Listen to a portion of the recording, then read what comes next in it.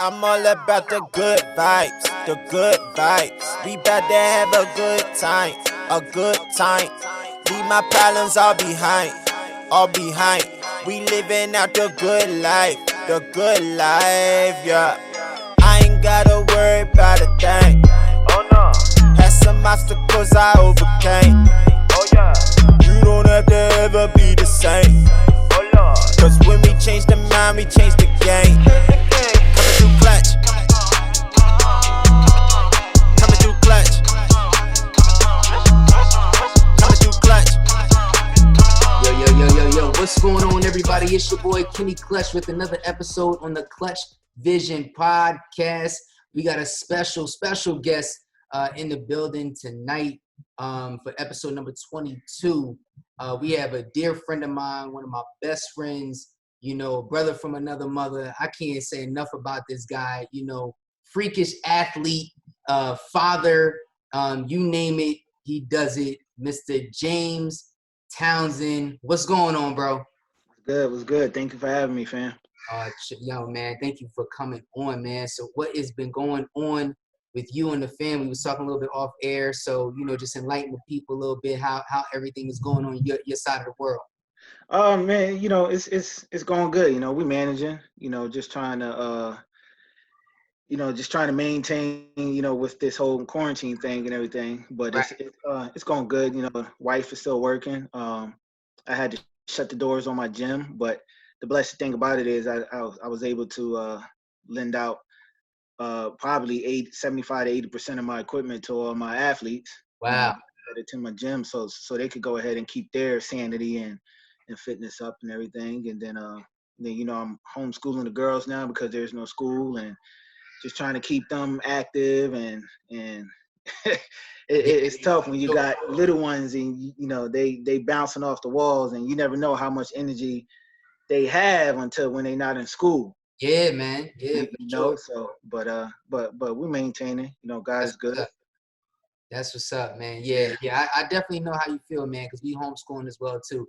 For our listeners, I don't know if you guys can hear Christian in the background. It is his bedtime. We try to make it happen, but you guys know how Christian is, so just bear with us as we break through the interview. You know what I'm saying? We do it raw here, man. So for those that don't know who James Townsend is, why don't you go ahead and explain to the audience, who is James Townsend the father, and who is James Townsend the athlete?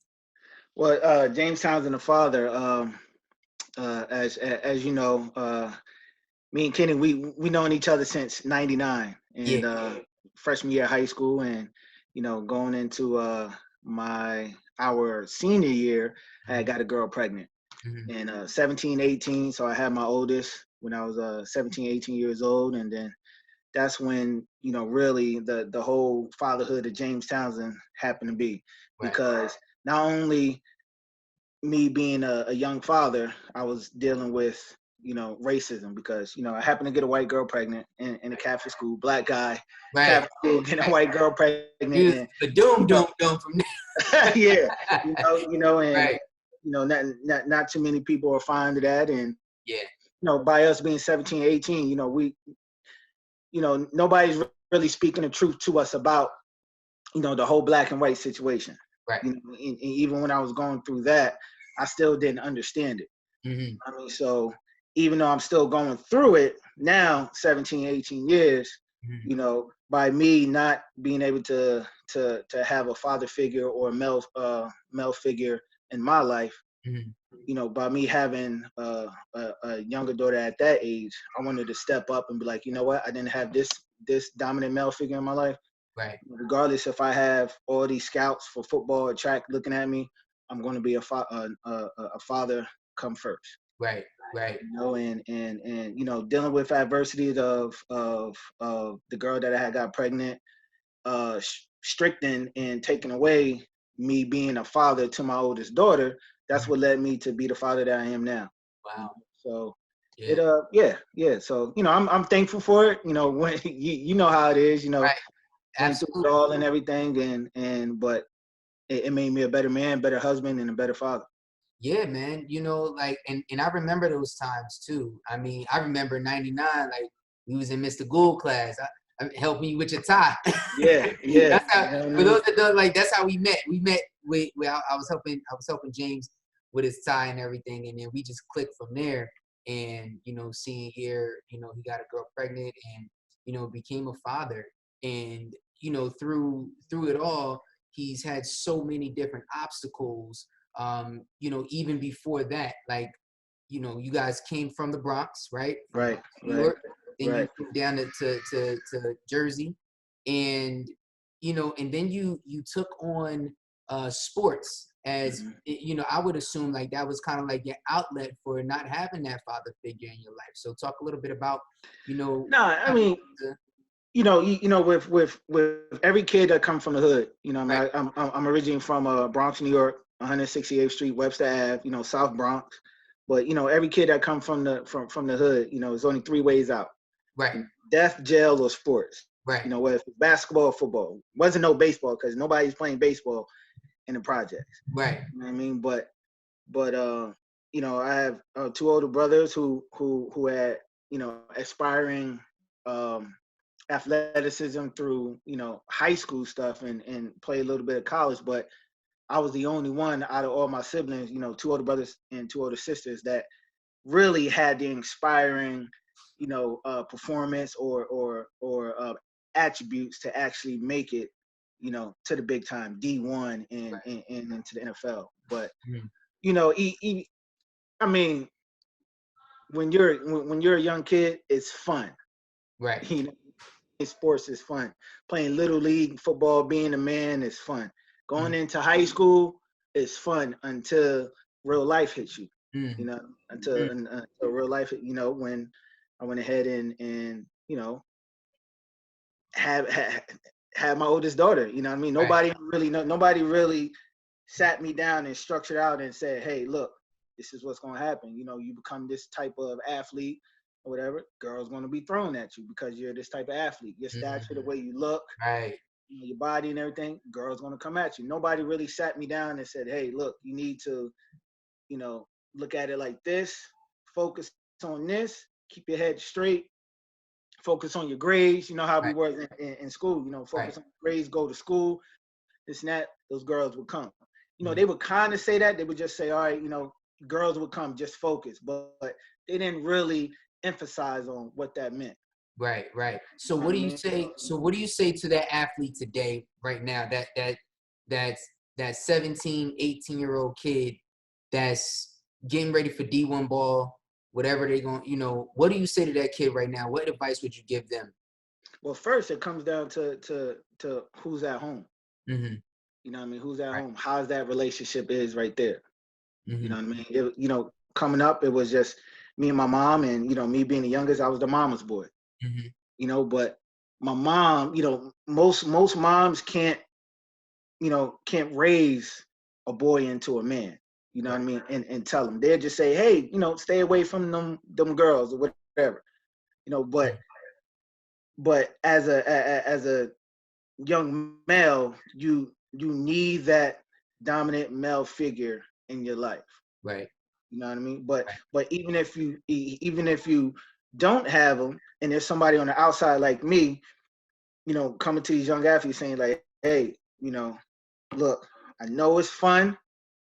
I know you're the man on the street, but take it from me, Right. somebody that's the 1% of the 1%. Hmm. You know, girls will come.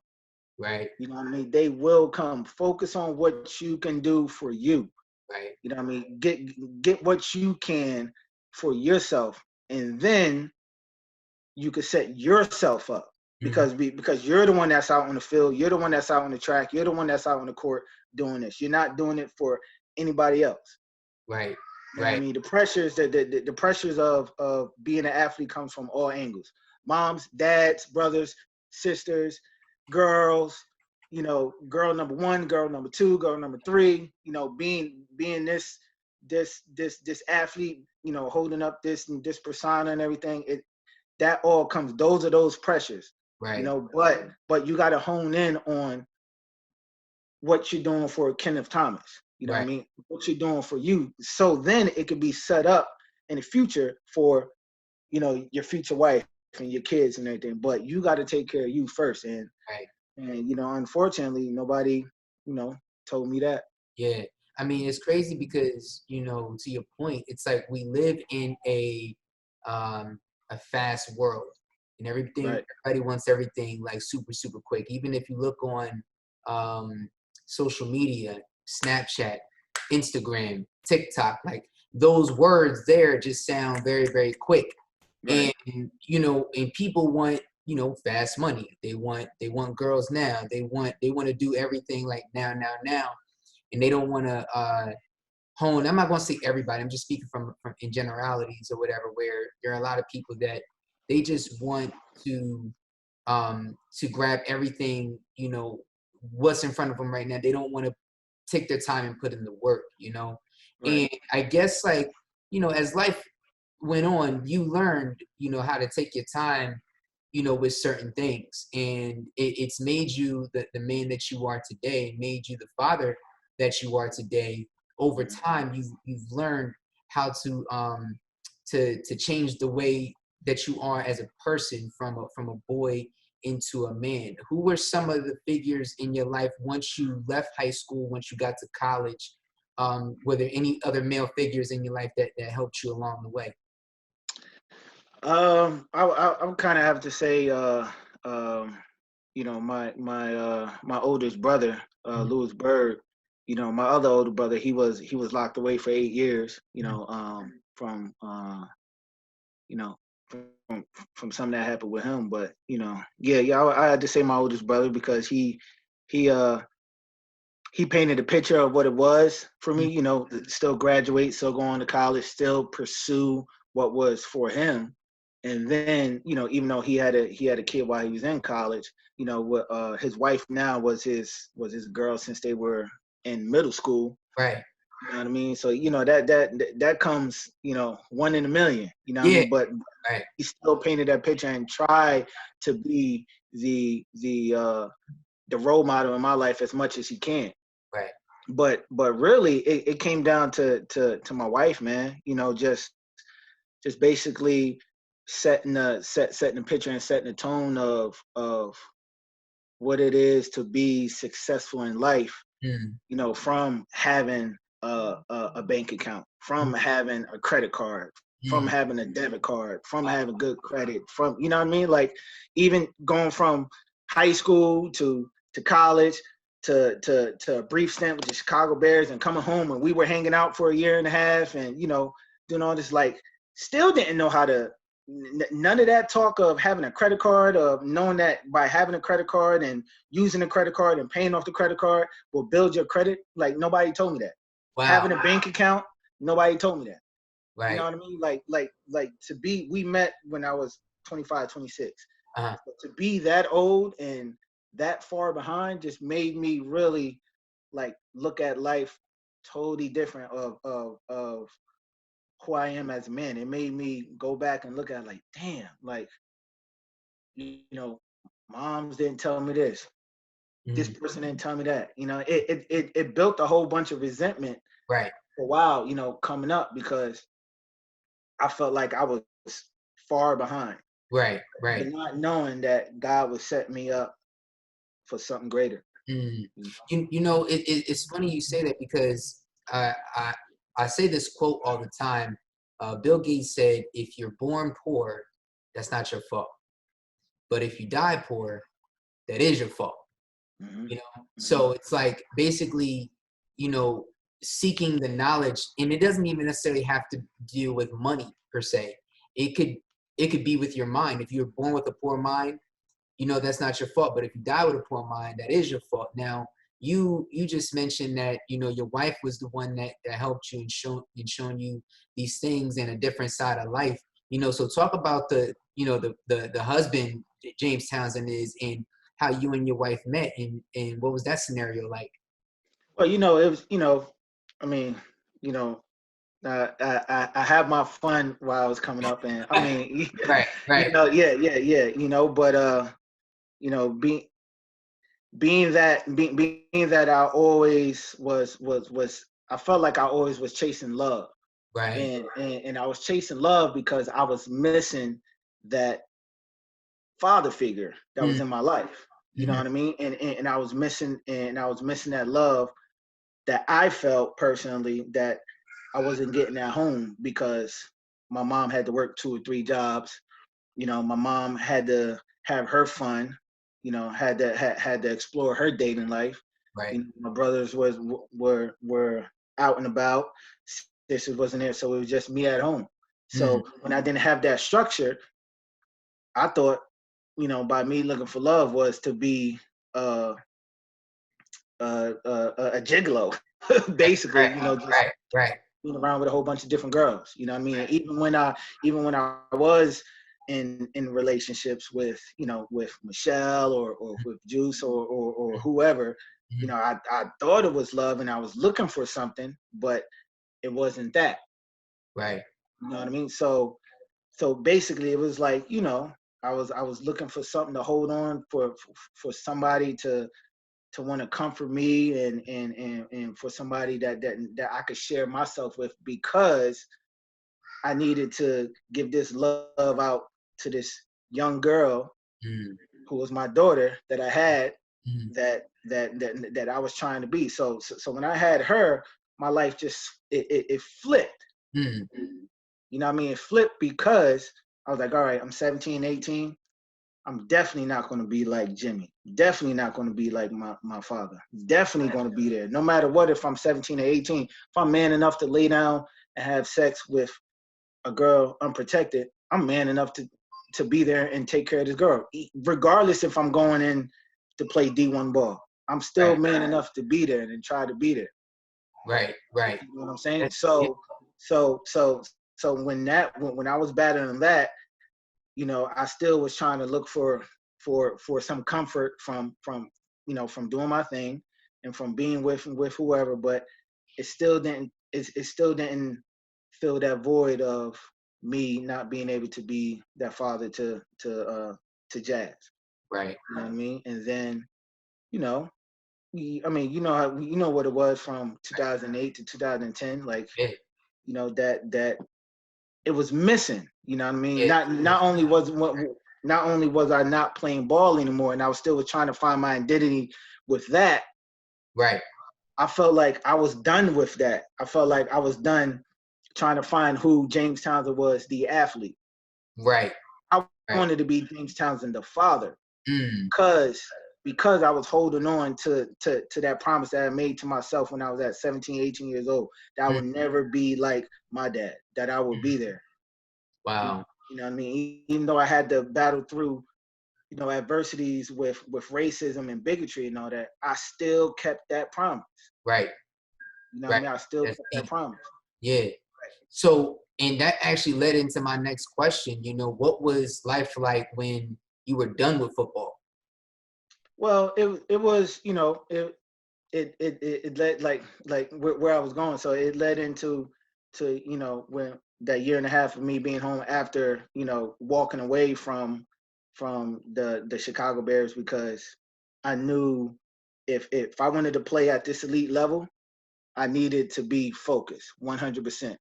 I Mm. needed to not have any distractions. But Wow. as you know, I had distractions. I had Yeah. this. We're talking about 2008. I had 6 years of distraction, of going to court, trying to be the father that I knew I can be to my oldest daughter.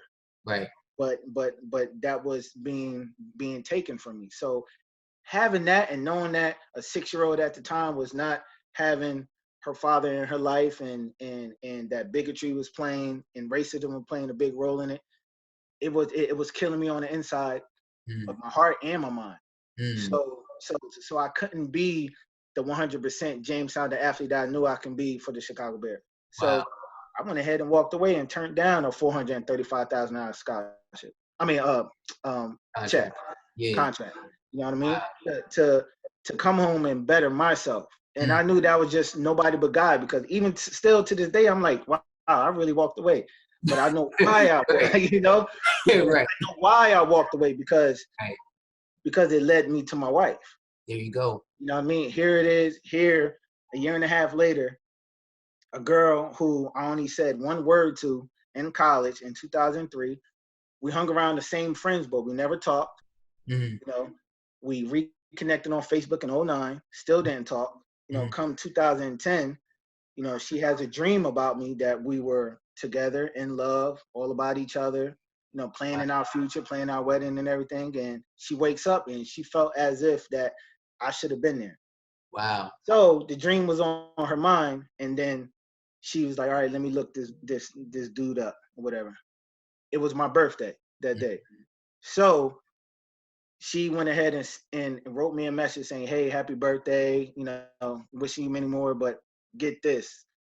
I had a dream about you that we were in love and all about each other, this and that. But she told me the whole dream. Now, mind you, I didn't talk to the girl since 2003. So I'm thinking she's crazy. Right. Right. But going through,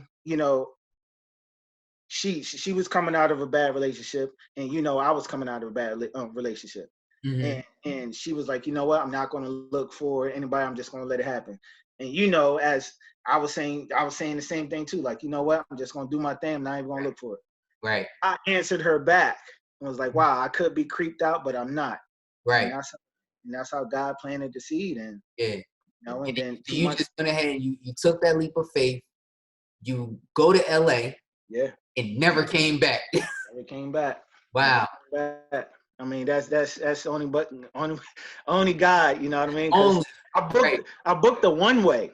Didn't even tell her. 2 months later, I booked the one way. Right. Packed all my stuff and was like, you know what? Like, I'm out of here. And she could have been creeped out, but she wasn't either, man. And now, real quick, for those that are looking to go to LA, we would suggest that you have a plan. It don't work out like that for everybody.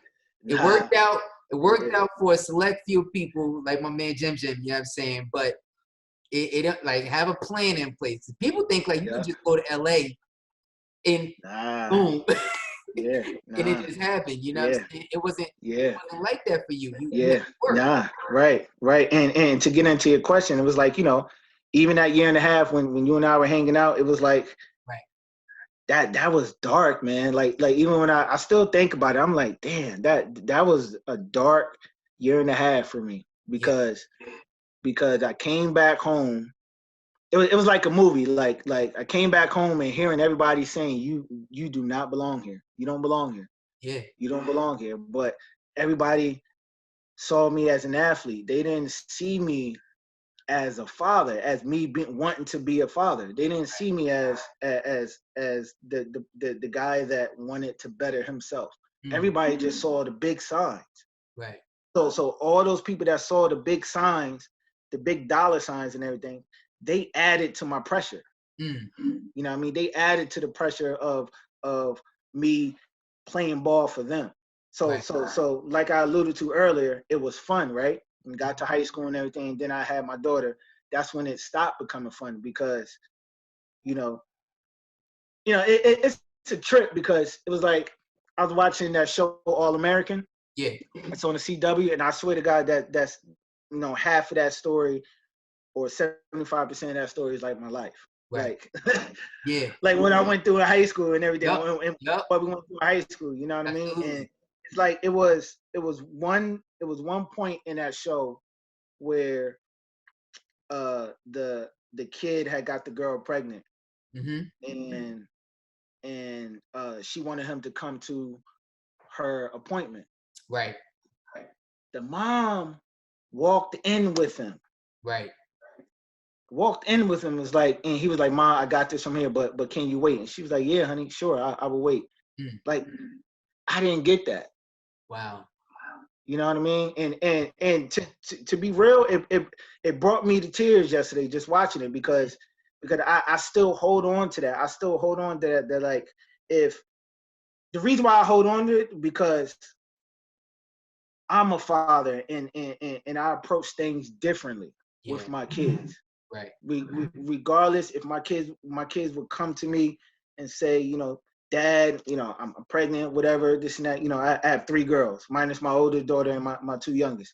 Dad, I'm pregnant, this and that. I would not lash out with anger. Right. Because you've been there. Because I've been there. Right. Because I've been there. You know what I mean? I'm there holding her hand when they're born. Mm-hmm. When they're 3, when they're 6, 9, all the way, I'm there still to that day. I'll still be holding her hand, guiding her through. You know Yeah. what I mean? And it was that to where a 17, 18-year-old kid needed that. Right. You know what I Right. mean? He needed that comfortness. That's deep.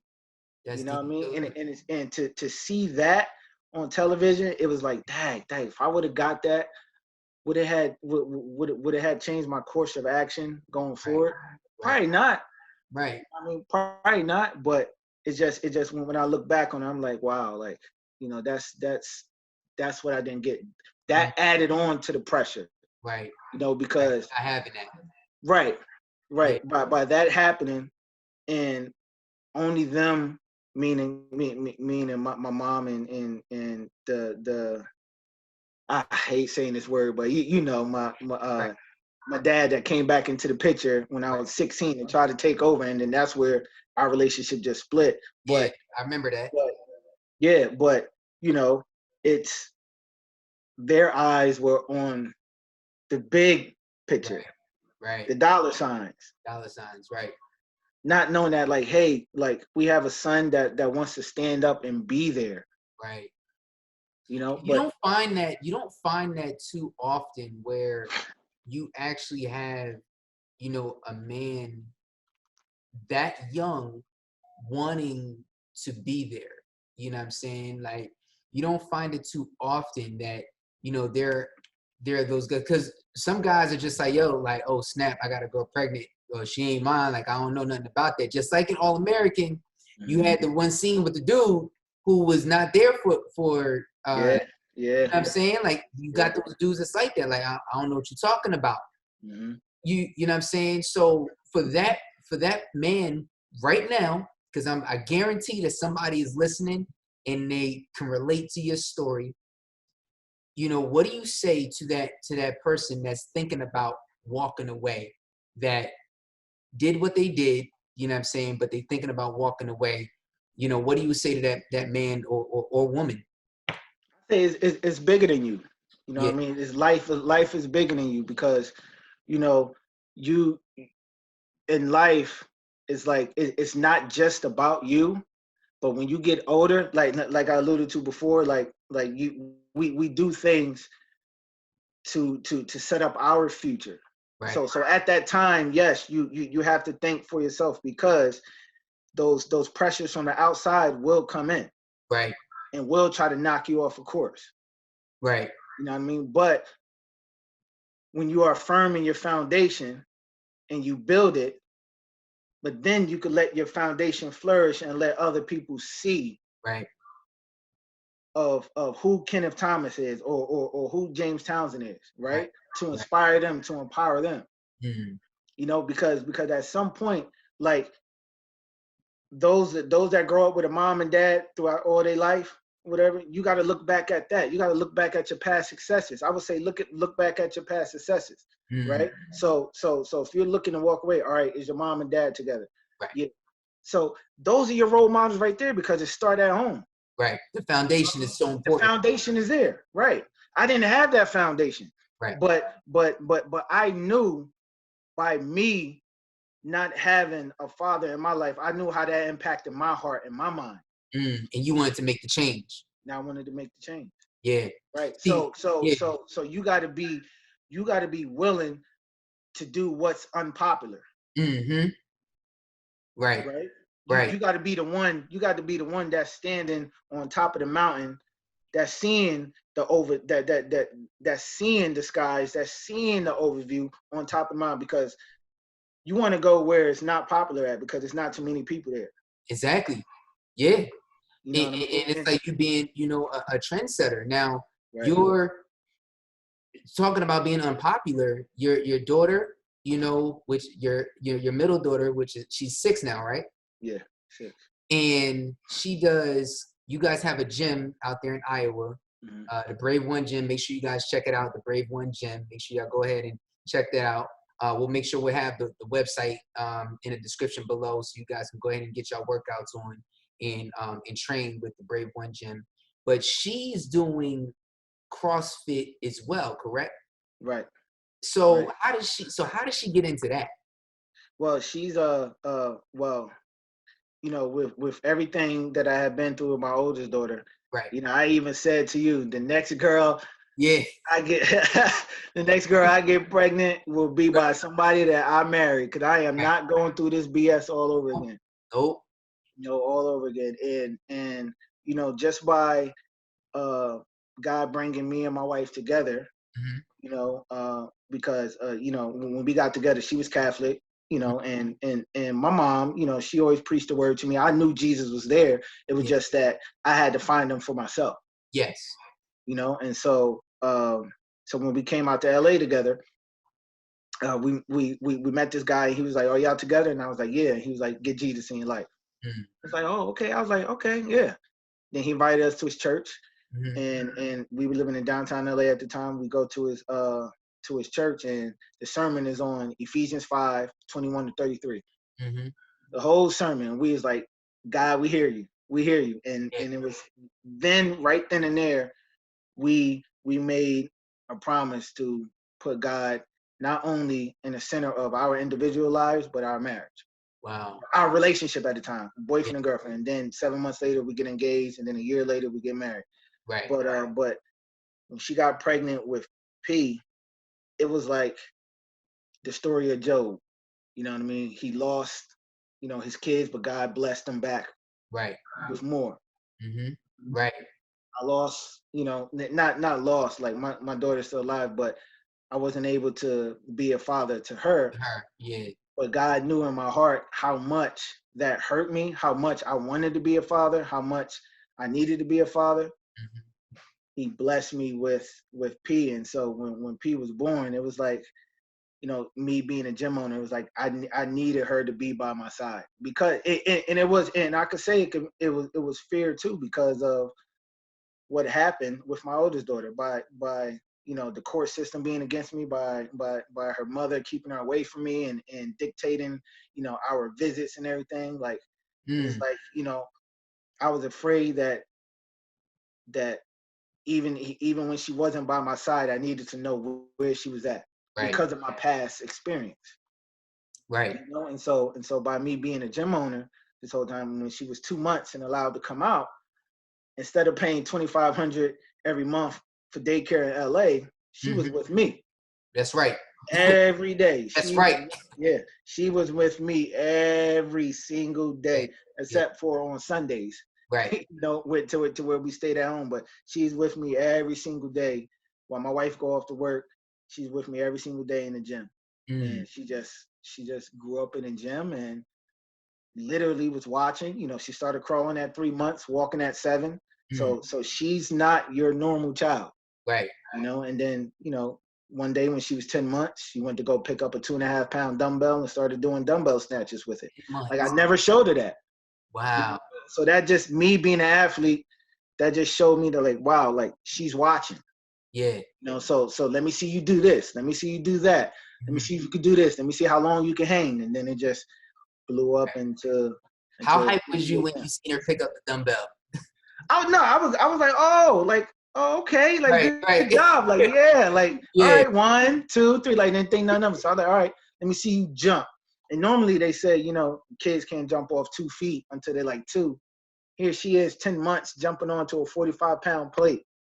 So Wow. I will push her limits, and by her, like, any kid that come into the gym, they think it's a big playground. Mhm. So me, I always wanted to make sure she knew what she was doing in the gym. If she's gonna swing from the rings or whatever, when I'm done training, I'll let her run around so I can keep eyes on her. Supervision is key. Right. You know what I mean? But I will always push the envelope with her, and here she is now, Yeah. doing things that normal 6-year-olds can't do. That's awesome. Now I've seen a few interviews, and you mentioned that there were reports of people saying that CrossFit or lifting weights stunts a child's growth. Yeah. So just for clarification, for those parents that want to get their kids involved in that type of training, you being a professional, what do you say to them to clear up that I that? say first you gotta do your homework. Everything is on Google. Mhm. Nothing is false on Google Right. or whatever. Or if if first you got to seek professional, right? Professionally, right? So I also say, go ahead and do your own research and your homework. But when you search it, you're going to see that in weightlifting has the lowest injury rate of any sport. Wow. Why? Because it's strict supervision. Mm-hmm. When done right, it's strict supervision. Right. Proper programming and proper coaching. The key words that I'm saying is when it's done right, properly, right? So anybody could go ahead. I mean, I'm pretty sure everybody's seen all the memes with the guys doing stupid stuff in the global gyms, and like, yeah, they could really hurt themselves. Right. But it's all about knowing what you're doing. Mm-hmm. Whether if it's come to programming, whether if it's come to the technique, whether if it's coming to coaching, whether if it's coming to knowing how to move compound multi-joint weights, right? Then I would say, all right, she's been interviewed by the American Academy of Pediatrics numerous times, and they gave me their blessing. They said, there's no adverse effects on linear growth plates or cardiovascular system when doing weightlifting, strength training, weight training, or anything. When it comes to kids, like my youngest is 3, and she's deadlifting over 40 pounds. Wow. But she's doing it with proper technique. Proper technique. You know what I mean? Right. The only reason why I allow her to do that is because I work with her. Right.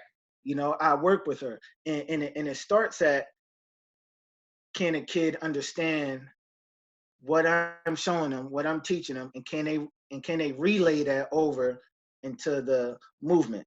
Right. Now, I mean, once they have that understanding, then the technique comes, and then they're able to do what they're doing with proper form. Right. Now, most kids don't have the intellect to go ahead and comprehend what you're saying and showing them, their knees are buckling and, their back around and everything.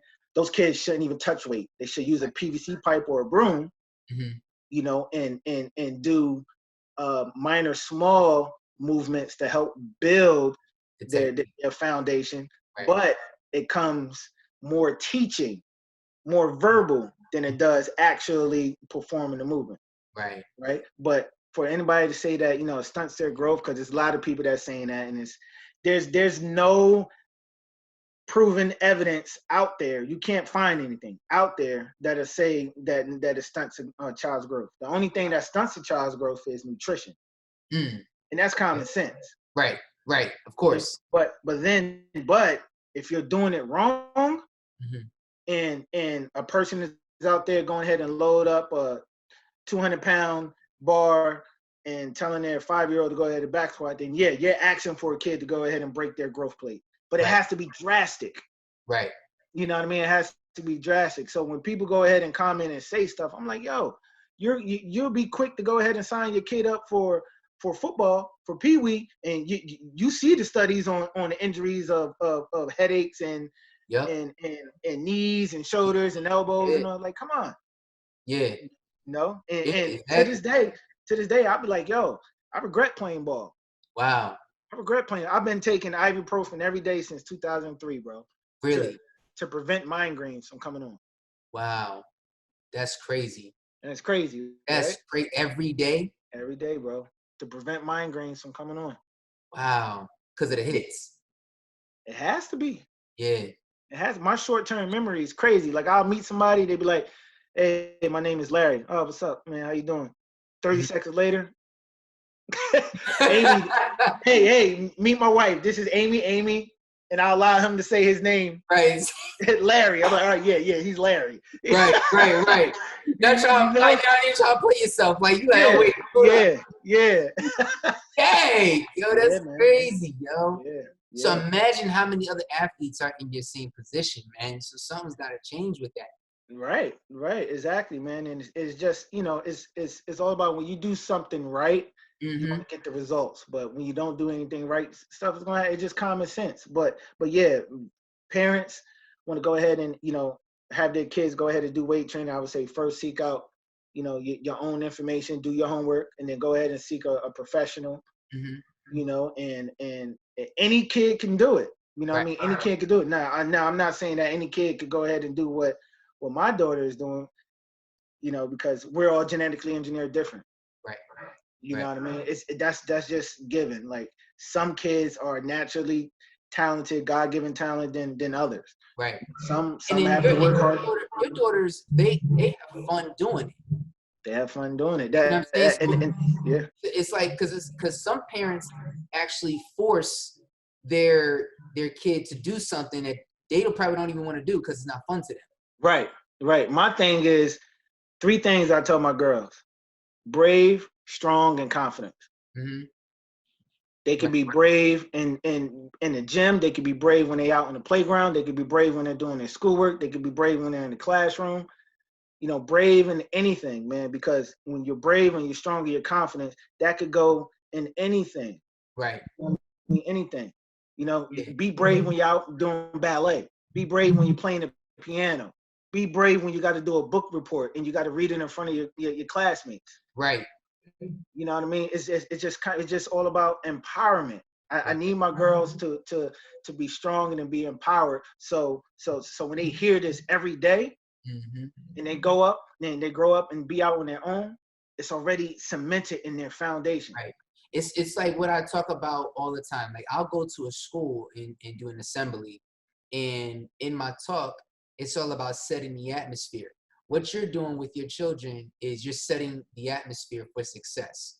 And you know, I believe as parents, we need to set the atmosphere for our children, which leads me into my next question. You know, how are you guys as a family dealing with, you know, COVID-19 and being in quarantine, and how has the structure changed in your lives right now? And what advice can you give to other parents that are dealing with COVID-19, as we all are right now? Because I read a report where the domestic abuse rate has gone up and the child abuse rate has gone up as well too since this has happened. So how do we as parents, in your advice in being a father and a husband, you know, restructuring and setting an atmosphere for those that are in quarantine now? Well, I mean, the only thing that changed is the homeschooling. Mm-hmm. You know what I mean? And I would say to those out there is that, like, you know, we have to be less. We have to be. We got to add in the selflessness.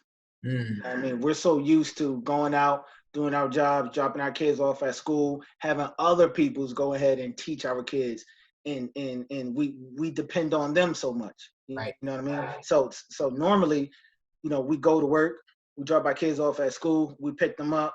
You say, all right, you know, I'll help you with your homework. Hey, let's read this book, and then, you know, you spend family time, and then you call it a day. Right. You know what I mean? But then you have to be like, all right, I can't go to work. Now, where can I put my attention to? Your kids. Right. You know, when you're present, be present. Invest your time, invest your care, invest your love. You know what I mean? Don't allow what you used to do bring you down. And I know it's hard. I felt myself like last week become less motivated to want to, you know, continue on working out in my garage, you know, because I'm so used to the day-to-day action of going to the gym, training, coaching, you know what I mean? Right. But it slowed down. So you got to make an adjustment. Yes. Life still goes on. You know what I mean? And so when you're present, be present. Meaning invest, there's nothing better than doing things with your kids when you have the time. When you got the time. You got the time. Like I was just telling you before, we was, you know, I went out and I got these Nerf guns, you know what I'm saying, for my boys, because one, they got so much energy in the house. Right now, the past couple of days it's been raining. They couldn't go outside and play, and they need something to do. And I believe that spending time with them and doing something, you know, fun with them is exactly what they need, especially during this time. For my oldest daughter, we'll make up dance routines and stuff when they done their homework. And with them, they don't dance like that. So what do they like? Boys like to build. They like Nerf guns. They like. So we just had a Nerf gun fight. You know what I'm saying? In the house, we shut the lights off or whatever, and I was tagging these boys up. But it's those little things that help along the way. And I believe that for anybody that's listening, take it from us. It's just an adjustment that you have to make. And even with me, with Christian having cancer, it was an adjustment, a huge adjustment. I had to shut my dance studio down, and these things happen, and nobody asked for it to happen. But this is the cards that we are already dealt. So we got to deal with it. You gotta add in there, faith too. You know what I mean? That it's tough, man, and that's why I like to be transparent with my followers about my faith, because if I can't be transparent, then I shouldn't speak at all. You know what I mean? And it's like, to be transparent, I need to be transparent to let others know that what they're going through, I'm going through the same thing too. What you've been through, I've been there too. At some capacity, I've been there too. You know what I mean? What you felt, what you hurt, what you've been feeling, what you've been arguing with your spouse about and everything, we all go through that. And I think we are at that point in our society to where we have this up too much, this mask up too much. And we don't want other people knowing what we're going through on the outside. But like, how can people relate, and how can people see Jesus in you if you can't be transparent to let them know, like, hey, I'm struggling like you too. I've been there too. Right. But I can say to you that at some point you will get up out of it. Yeah. If you the extraordinary part. Right. See, what I believe is ordinary about us is that we go through a lot of the same things. We have a lot of similarities. But people don't like to show it. Right. They don't. You know what I mean? People don't like to show it. On the outside, we don't know what's going on the inside. Right. Like, me and my wife, we bicker all the time. Right. But people don't like to show that. People like to put up in the show The All American, when the guy said, everybody thought that me and my wife were perfect, like we had this perfect life. Right. And that's the thing that everybody wants to put up, that they have this perfect life when they don't. You know what I mean? You got to let other people know that, you're not living in a glass house. Your glass house can break. Right. That's like me and Josie. We bigger too. Like, but we tell people, like, look, like, this is real. Like, I get it. Of course, we show positivity all the time. You know what I'm saying? But we also let people know that, listen, man, like, this happened in our relationship, and this is how we fixed it. Some people just don't even want to fix it. They don't want to put in the work. Right. You know what I'm saying? So, I just think that, moving forward, for people that are going through the quarantine and not knowing how to deal with it, number one, we said it earlier, set that atmosphere, and maybe, just maybe, God is sitting there telling you that I need you to sit down. I need you to isolate yourself from the world, and I need you to fix your home. Just like he told, the prophet Isaiah told Hezekiah, Hezekiah, you're going to die. You know what I'm saying? And prophet Isaiah told him that, and God added 15 years to his life because he had to fix his home. Say, get your house in order. This is that time for us to get our house in order. The pain in Paul's side. Yes. You know what I mean? It's just, it's storms will come, man, and it's all about, looking at our past successes. You know what I mean? Everybody has their storms. Like, this is out of the ordinary. Like, we've never, this is Walking Dead 101. This is, but then again, like you said, adjustment. Like, I had to make an adjustment with being able to not be a father to my daughter.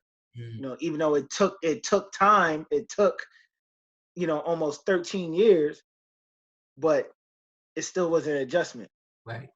I still accepted that adjustment, that adjustment.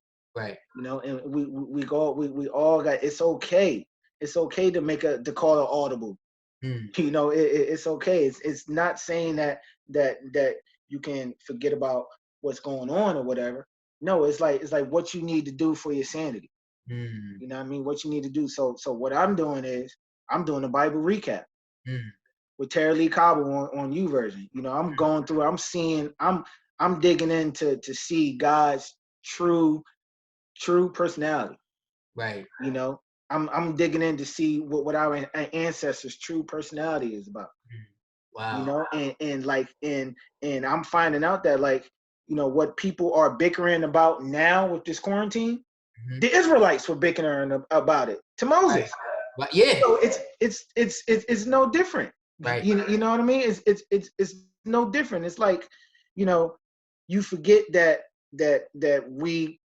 you forget that you have gone through something and you got out of it. Right. We're going through something, Right. and we're going to get out of it. We're going to get out of it. You know Yeah. what I mean? It's not easy. No. It's not easy, man. It's not. I'm not saying that it's not that it's easy. It's not easy. But if you choose to believe, because it is a choice. If you choose to believe, you know, you can do marvelous things, man. You can do miraculous things, man. With God on your side, with Jesus by your side, you can do marvelous things. There it is, brother. There it is. Everybody, yo, this has been an amazing interview. You know, give it up for my man, James Townsend. Make sure y'all put some claps on the Anchor app or whatever it is that you're watching on. If you're on YouTube, make sure you hit a like. Make sure you share this podcast with somebody who needs it. I guarantee you that we touched on all areas in this. If you're going through a relationship, we got you. If you're an athlete, we got you. If you're a parent, we got you. In this, we covered everything. Your father, we got you. To all the dads that are out there, man, you know what I'm saying? If you ever need anything, you know what I'm saying, you can hit me up, you can hit James up. We've been there. You know, we know how it is. We know what you're going through. At the end of the day, the Bible says iron sharpens iron. So let's be that for each other, and let's not be afraid to express that with one another. Because just one last point, Jay. You know, a lot of men, we don't express ourselves enough, you know, because it's always you grow up like, yo, you gotta be a man, right? You know what I'm saying? Like, some men are just afraid to just let it out and just cry it out or whatever, because they feel like they always got to put on this tough guy persona, and that's not true. Like, all the time, like, some guys just want to, you know, go ahead and attest. You can attest to that. Yeah, no, that's definitely not true, man. And that's why I alluded to earlier about being transparent. Right. You know what I mean? You have to be transparent, and if and that's one of the things in our society, that putting up this big bravado that you can't let weakness show. That's not true, man. You'll get more respect if you show your transparency through your weaknesses, because it's just only going to make you stronger. Yeah. You know what I mean? At the end of the day, it's not about me, bro. It's not. It's not about me. I'm what I do, and what I do with my daughter it's bigger than us. It's bigger than me and my wife. It's bigger than me and my kids. It's setting up the future for other kids and for other people, and for, you know, it's leading them into the future to hopefully create a better one. Right. You know, for them, but not just for them. It's for others, man. And you have to show that people need to see that you know, that there's another father out there dealing with, you know, racism and bigotry, that's black, that done got a white girl pregnant or anything, or just dealing with, you know, not being able to see his kids. Right. You know, there's people out there that need to see a father not give up on his son for having cancer, just always by his side. Always. You know what I mean? This needs to be put out there. Yeah, absolutely. This can make the future better. You know, this can see, like, wow, like, this guy is willing to comment back to me, even though he has all these followers and everything. Right. And there's these other people who have millions of followers, and when I comment, they don't. I'm not big. I'm nobody. Right. Nobody. I'm just here I'm just here being a messenger for Jesus, man. That's it. I'm just here being a vessel for Jesus. I'm just here trying to build my daughters up the best way that I can. Yeah. And so that they are ready for the world, and then, they could show the world, who Jesus is through them. Praise God, brother. Everyone, give it up for my man, James Townsend, man, husband, father, follower of Jesus Christ. You know what I'm saying? Like, listen, man, if you guys are in the Iowa area, where can they find you guys? At the Brave One Gym, Lion Brave CrossFit, Des Moines metro area. I ain't going nowhere else. Right. So Amy, if we're going to Iowa, we're going to Des Moines, where there's some black people. Right. We gonna have to compromise. Right? Catch me out here like Rosewood. No. Right. So you guys got a website, Instagram? Shout your Instagram, your website out. Yeah. So my website, thebrave1gym.com is the Brave One spelled out gym.com. At the Brave One Gym, at Lion Brave CrossFit, and then also you can follow me at Young Tony M, YOUNGTONYM on Twitter and Instagram. That's what I'm talking about, man. Everybody, one more time, give it up for my man James Townsend. Make sure you like, subscribe, share, click that bell if you are watching this on YouTube. If you are on Spotify or Apple Music or on Anchor, you can go ahead and click the link to make sure you go ahead and put a donation if you guys enjoyed this podcast. If you want to support the podcast, you guys can make a monthly donation of $1 up to $10 or more, whatever God puts on your heart. Go ahead and make sure you donate, and make sure you follow us on Instagram. Make sure you follow me at Kenny Clutch on Instagram, and on YouTube, Kenny Clutch Speaks. On Facebook, Kenny Clutch Speaks. Till the next time, guys, we love y'all. Remember, when we change the mind, we change the game. Peace.